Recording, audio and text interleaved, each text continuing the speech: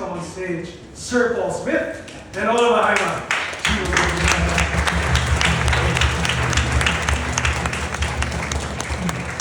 Hello. Hi everybody. Yeah, nice to see you all. Thank you for coming. The partnership started 2 years ago. 2020, summer, right? 2020, during the horrible COVID pandemic, and we got a phone call from Oliver and some of his team saying we'd love to try to do something together again, like we did many years ago. This was 1998, for instance. Didn't really go very well.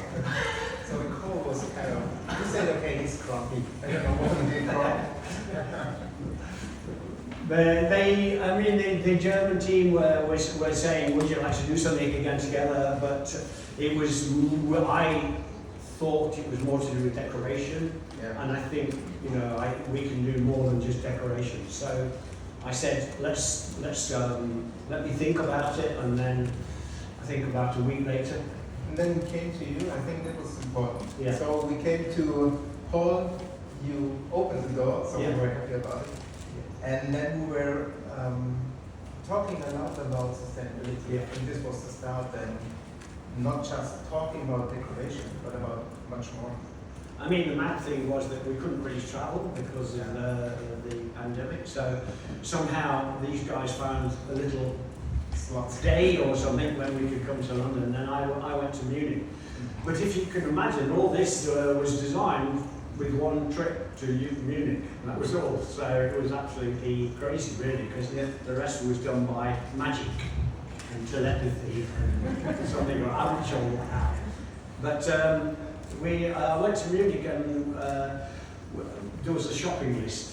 Yeah, so we prepared let's say, a workshop for Paul. You had a body and white standing there, and he was browsing around his design studio and said, I'm going to take this, and my designers, they just were packed. There was boxes of cable, fabrics for seats, there was different materials, and there was the body just empty, just the body. Just empty. So that was the really start. So I sort of went shopping. I said, I like that, I like that, I like that. And that's good. Yeah, and then eventually we came up with the mini strip. And the point about the strip really is, as we've already heard earlier, that the commitment to sustainability, recycling. So the great thing about this is that the actual body itself, some of you might not really like the way it looks because it's the raw metal body. It came, when it's pressed, it just literally came like this. And then we put a very thin varnish on it, but you still have all the imperfections on it, which you could perceive that as not very good, or in my case, I love it. Because I'm sure you've all got a good pair of jeans that you love that got worn out here and worn out jacket, and I think it's just shows character. That was quite a big thing, just that. It was actually, because normally we are supposed to have kind of really mint surfaces, and when Paul asked us to get one of those bodies from Oxford, they asked, so what are you going to do with it? They were a bit confused. And then it's arrived in Munich, and our team wanted to kind of fix all those things. They said, wait, leave it, otherwise it's done. Yeah. And then so it started from there. So it's got, these are 3D printed. It's 3D printed here, and sustainable, recycled and recyclable. It's got outside fixing, which is nearly all the cars these days are fixed from the inside, but this is fixed from the outside.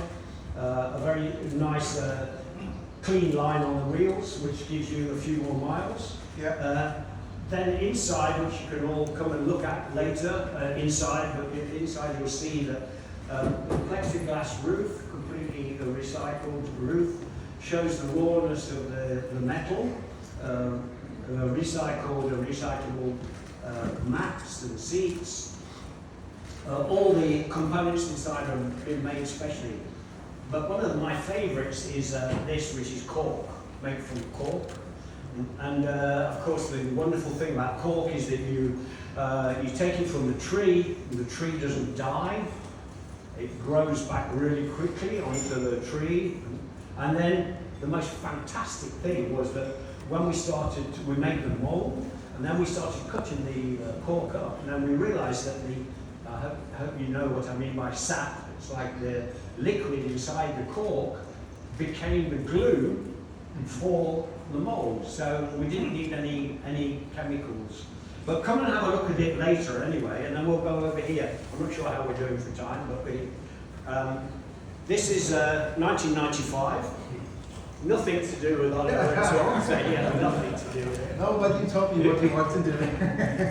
This was in 1998. It was when it was produced. It was 1,500. Most of them actually were sold here in Japan. The colour, there were three colours: a beautiful, not quite white, a black, and then the blue. The reason this shirt's here is because when I was in Oxford at the paint shop, they were saying to me, what colour blue do you want? And I was wearing this shirt, so I just said, like this. And I cut my shirt and gave them a piece of it. You can see this is the actual shirt here, so it's got the actual hole in it still here. So that was the inspiration for the colour, which was my shirt, basically. So what we've done is we've recharged this. So inside here and in the trunk at the back is our batteries. So the reason we've got two is because of the balance. Because if we just had the battery in the front, it would be but we have it in both sides. And so it's in bright colour inside. And then there's a lot of the similar characteristics in there that are in here. So afterwards, please come and have a look. That's what I mean. Yeah, it's really lovely. And I'm a very tall man, as you can see. So I had the idea that I would do this. Everybody thought it was jewellery, but it's not jewellery. It's just that I can put these long legs into the car, you know. And so a lot of these pieces have been made specially for the car, aluminium and stripped out. Then that's it really. Are we ahead of time or are we? Yeah, yeah. You know what I like, Paul? That those are like pairs together. Yeah. And Paul had an intern name for that after that one. So that's the mini strip. And he said, okay, this is the flip. Yeah, then we called it the flip. Yeah, because this is blue inside and silver outside. And this is blue outside and silver inside. Yeah, that's a good. I've forgotten that bit. But the great thing about this is that so many people love their classic cars, and then obviously with the way the world is going, there's a lot of, especially the younger generation, are talking about only wanting electric vehicles.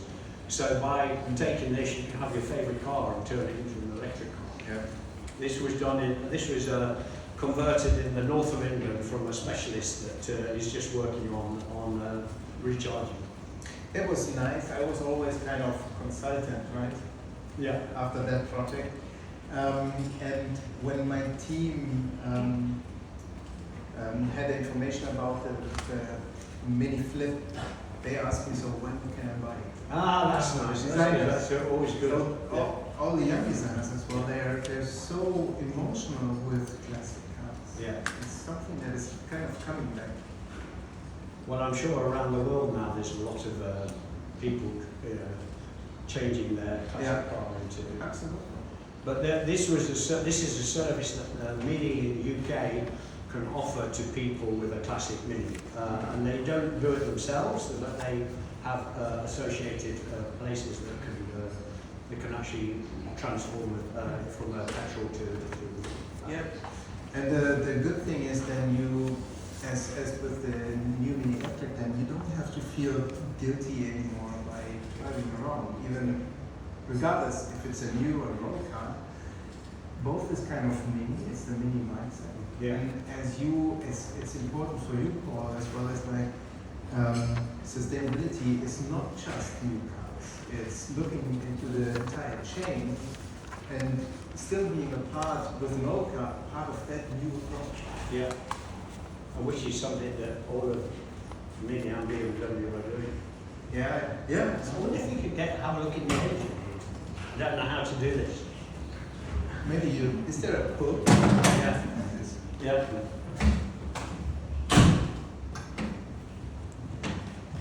When I went to Buckingham Palace, I went in my MINI, and when you got to the outside, they asked you the security to look in the engine, and I couldn't work out how to get in the engine. So there were about 20 policemen going around trying to work out how to get the inside. But this is so you've got bright colour inside. So often with Paul Smith, you always get an interesting lining in a jacket or something. So with the car, you've got interesting twists of colour, and you've got that in there, and the same colour at the back. I think you have it as well in the lid for the in the boot of charging lid. Yeah. Again. You can see it later. But there's a story I would like to tell you, because there were like at least 5 times where Paul asked something and the team said, no, really? And they said, yes. And there's one with this lid here, the charging lid. Yeah, this is, you can't see from there, but this is have white to green see. inside. But Paul gave us that scribble about the plug. Yeah. And they said, yeah, but we need to fix it, we need to make clean. And they said, no, leave it exactly as it is. Yeah. So it was a very challenging thing to work, challenging for the MINI team. But what's so interesting is that the MINI team was so welcoming for the ideas. And I think that's, for you guys, I think it's really interesting that the team in Munich have got such a modern attitude towards sustainability and modernity, and they're always willing to try something. I think the sentence, or the 2 words I used the most, was "what if." right. Like, what if we do this? What if we do that? Yeah. Yeah. It was really refreshing, and we were curious if it's going to work through bad Skype meetings with scribbles. And Paul, the cameras and computers aren't the best ones. And Paul sometimes wait a second, and disappeared. Then he came back with this crappy camera like this. Yeah. And Sean was saying, Paul, they don't see anything. And then you said, okay, we're gonna send it. Yeah. So a lot of this was designed with a post-it note about this big, holding it in front of the camera. Anyway, I think let's finish. And what's happening now? Is somebody? Do we go and sit down? No, Do we gonna sit down, right? Do a few jokes. Yeah. Okay. Thank you very much. Cheers. Thank you.